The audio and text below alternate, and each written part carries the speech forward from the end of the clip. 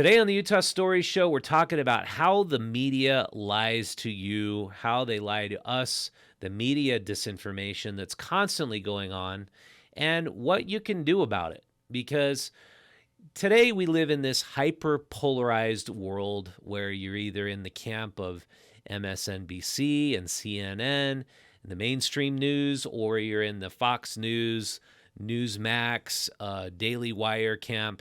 And unfortunately, now more than ever, I see the two sides are just simply not talking to each other. They're talking past each other. And what I wanted to show you today is just examples of the lies that the media tell you and how they cater and pander to the hatred, vitriol, hysteria, and really, I think, how you can better navigate the news. I have a couple suggestions.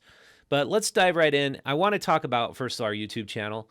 We started this podcast, the Utah Stories Podcast, about 3 years ago, talking from people from both sides of the political aisle, getting to the heart of issues such as the depression epidemic in Utah, the housing crisis, the opioid crisis. We talk about things like ketamine.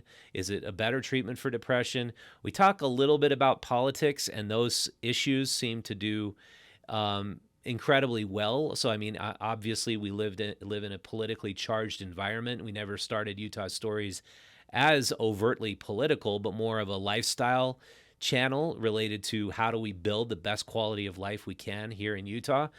But if we look at our YouTube channel, I just wanted to show you the most popular videos. I've recently just ordered them in order of popularity. By far, these two videos I did on Ben Shapiro visiting the college campus of the University of Utah back in 2018. Actually, I think it was 2017, and how protesters from Antifa did everything they could in their power to try to silence him and stop him from speaking. I found that was incredibly politically charged. I was there covering it. Other major media outlets were covering it too. ABC News at the time was doing a documentary on Ben Shapiro. Also, Steven Crowder was there. Of course, the local media were present because we are at a very interesting point in the evolution of the United States where there's a growing percentage of people who believe the First Amendment doesn't matter. We should silence what they define as hate speech. The problem with silencing hate speech is who gets to decide what speech is hateful. Is it like we leave it up to a committee of all wonderful, the most altruistic, just wonderful people to decide who are the hate speakers and who should be banned from the public discourse? Is that really the best solution?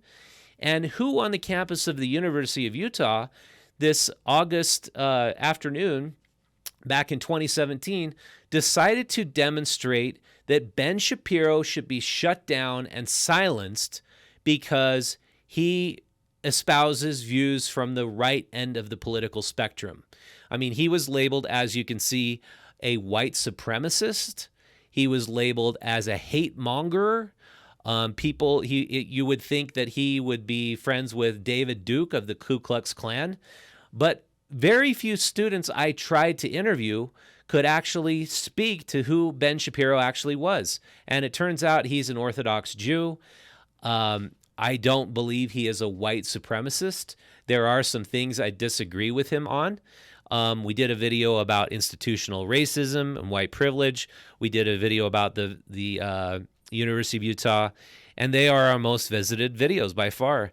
And so what you can see here also on our channel, we did a video on a farmer in Wyoming who doesn't use any gasoline.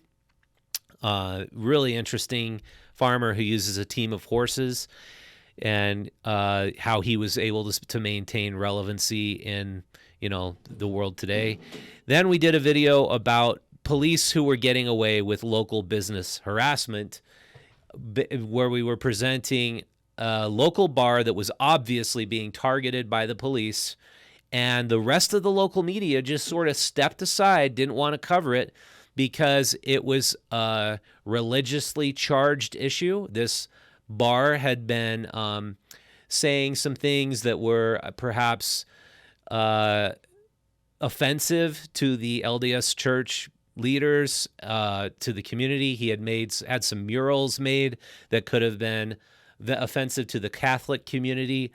But I believe that free speech is what makes America and the United States great. There's really nowhere on earth you can speak so freely and where we really have a free marketplace of ideas. And it's really disconcerting to me that so many people, so many individuals are being silenced today. That our former president was kicked off the Twitter platform, but at the same time, these Russian oligarchs and people committing atrocities in Russia are still on Twitter. Who gets to decide that, and why is that okay?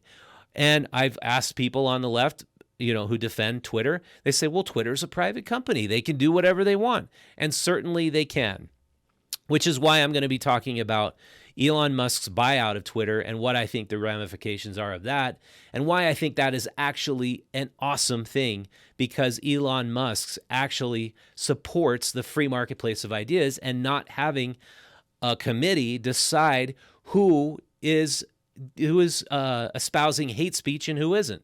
I don't think that should be decided by a committee or any person. I think everybody is free to choose what viewpoints and what views they want to listen to, and the bad ideas that way, just like the bad businesses get weeded out and people don't visit them or ascribe to their points of view, where the good ideas filter to the top and more people want to subscribe to those viewpoints. So I want to show you an example of what I see as absolute overt lying in local media. So I supported Ben McAdams in his election. I think he's a good guy, but he very, very narrowly lost to a man by the name of Burgess Owens. And if you're new to the Utah political landscape, Burgess Owens was a former NFL player. He moved to Utah, I believe, only about 10 or 15 years ago.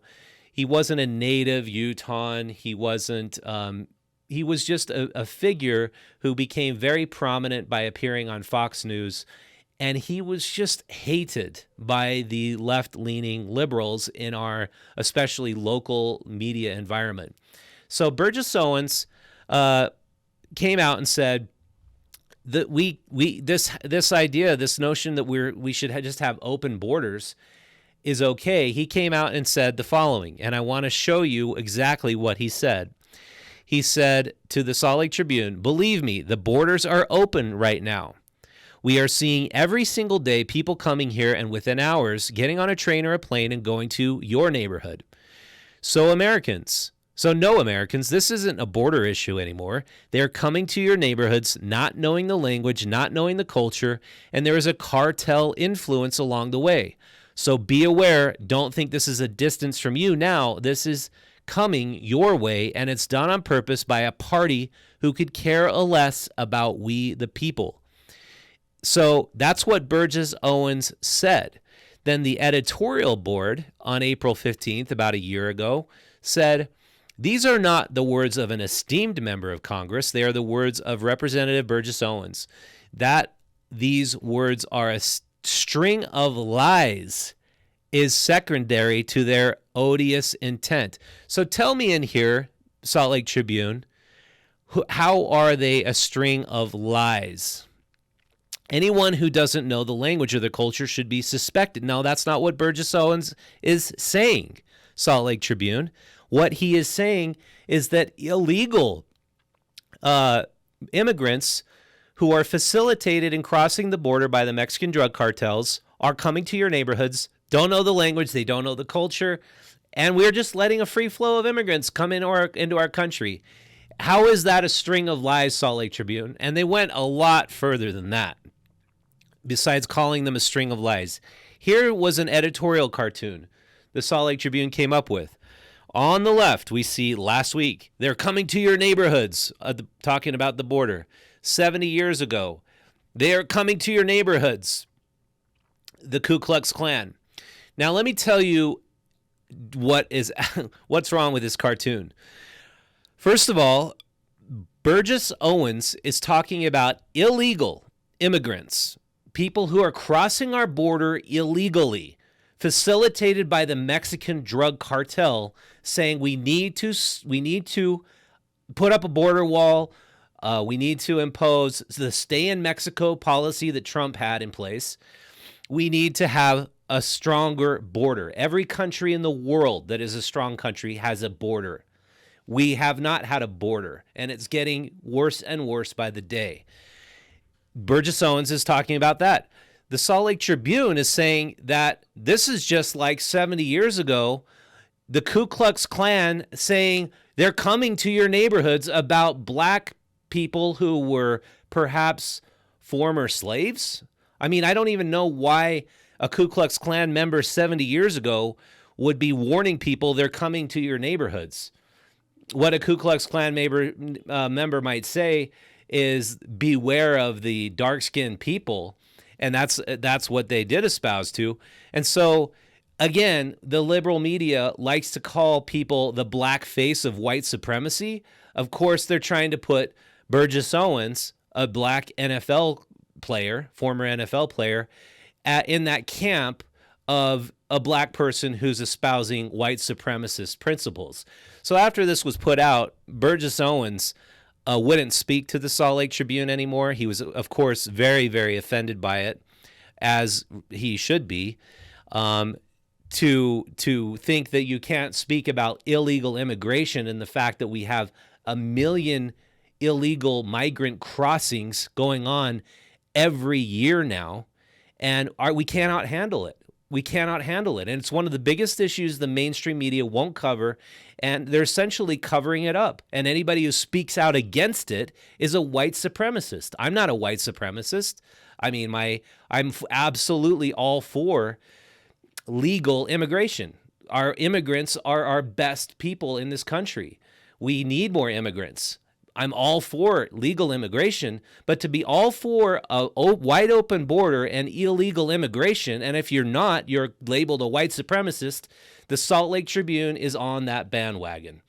That's dishonest. That's just blatant lying, and that's mischaracterization of the other side. Does the Salt Lake Tribune do good work? Absolutely. I read the Salt Lake Tribune. I subscribe to it. I recommend, if you live in Utah, subscribe to it because they have excellent local writers. They have good reporting. But this was absolutely terrible, and I think that it's more people need to speak out against it. Okay, I want to give you one other example of how the mainstream media, not the local media, but the mainstream media completely failed to report the facts and the truth to you. This is the Hunter Biden laptop story, which was completely characterized as Russian disinformation. Now, if you remember, during the election, we were about 2 weeks out, there was a group of people, I believe it was Rudy Giuliani, came out and said, we have the information from Hunter Biden's laptop, and on this information, there is evidence of bribery done by Ukraine to Hunter Biden, bribery done by the Chinese to Hunter Biden, and a trail of emails that conclusively show that there was bribery going on, and a percentage of the money was going to the big guy, and the big guy, of course, implying Joe Biden. And that story was absolutely characterized by all of the mainstream media as Russian disinformation, not true, completely false. And any social media channel where you tried to share that story, originally posted by the New York Post, you would get silenced and censored. Now, I don't think many people on the left even know about this story still. The New York Times reported on it about a week and a half ago, and finally it's coming out that it's true. Hunter Biden took just piles of cash from the Chinese government as blatant bribes for influence to influence Joe Biden, who was the vice president at the time. And he also took a ton of cash from a company inside of Ukraine called Burisma, an oil and gas exploration company, and that was completely buried during the campaign. So my reporting on this now is not to say that the election results were off, But this was absolutely the media operating in the camp for Joe Biden, spreading disinformation, not reporting the truth, which I believe completely altered the outcome of the election. If more people would have known that Joe Biden's son was taking in money, giving a percentage of that money to the big guy, do you think we would have voted for him? All these people would have voted for him? I don't think so. So that's what we're getting in our mainstream media these days. So now to my final story about Elon Musk buying out Twitter. Look how MSNBC has characterized this story. I need to go back one. This is the headline. This man's name is, "It is official. Twitter is about to become even more of a hellscape." That is the title of the lead story on MSNBC today. Why do I believe that is not true and that is a lie? Because Elon Musk bought a percentage of the Twitter shares, and then they offered him perhaps a board seat, but then at the same time, they said to him, "You're not necessarily going to influence the direction of our company." So Elon Musk said, well, and then I'm going to buy the company. I'm going to buy Twitter. And a bunch of the Twitter employees started tweeting out their displeasure with this idea of Elon Musk coming in, because Elon Musk, I don't know how he got labeled by the left as some sort of, I don't know, they call everybody Nazi these days, but I don't know how they're characterizing exactly. I haven't listened to it, but obviously they think this is an attack on this social media company, and attack on our public marketplace of ideas. Let's look at what Twitter has done. Twitter silenced Donald Trump. Like I said, they allow Russian oligarchs and Russian government officials, including all the high-ups under Vladimir Putin, to have Twitter accounts. They can tweet all day, but our former president cannot, because they don't like his tweets. They don't allow Alex Jones to tweet. You might not like Alex Jones at all. You might not like any of his ideas or opinions, but why should he be banned and silenced from Twitter? The same goes for Milo Yiannopoulos, a right-wing gay guy who got silenced on all the social media platforms. And it's like, you might not like these people, but what gives the social media platforms every right to just get rid of them and silence them? So anyhow, it's now moving forward. Elon Musk is buying Twitter, and I think the Twitter board of directors unanimously agreed to Musk's offer, which I think is a massive victory for all media, especially local independent media. We had thousands and thousands of Twitter followers about 10 years ago, and then somewhere about 6 years ago, none of our tweets got followed or noticed by any of our followers. For some reason, anything I would tweet out, nobody would see. And that's been the case for the last 7 years here at Utah Stories. And what I found is that if you're a local independent publisher and somebody at Twitter has determined that perhaps your publication or your viewpoints don't fall within the correct camp, you just get silenced or banned. It just is not a free marketplace of ideas out there in the most popular social media platforms. And as an online publisher, you need to get out to your followers. You want to get out to the people who actually subscribe and follow you. And as somebody who's in the middle, Twitter, there was an experiment by a group of men who wanted to create a heterodox platform where you got one person from the left and one person from the right debating issues. This was about 2 months ago. They wanted to promote the idea of free debate, of two people on either side of an issue debating each other. And do you know what Twitter did? They silenced that account from reaching followers. They decided there should not be any free marketplace of ideas or debate about the issues. So going back to the Ben Shapiro speech, essentially, Twitter has been acting like the organization that organized the demonstration against Ben Shapiro. That organization is called Students for a Democratic Society. We are going to be the arbiters of truth and morality and goodness, and we decided we don't want to hear free speech. That is where we are at in this country, sadly. And I think Elon Musk buying out Twitter is a really, really great development.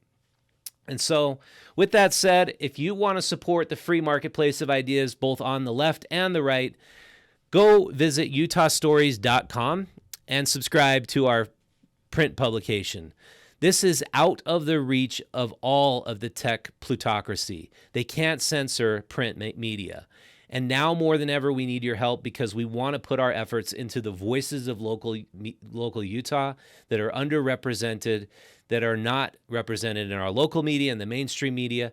It's the best of local Utah. It's small business owners. We talk to farmers. We talk to the homeless population. We get the grassroots of local journalism in this magazine. So go out and support us if you like that idea by hitting the subscribe button at utahstories.com. And it's just $2 a month, $24 for the entire year, and you can be a part of that. If you can't afford that, then at least subscribe to our free digital email newsletter. Every single week, we will send you the voice of local Utah right to your inbox. It's absolutely free. Just put your email in there, and we will never spam you, and we'll keep you in contact with the local community. With that, thank you so much for watching. This has been Rich Markosian. I'll see you next time.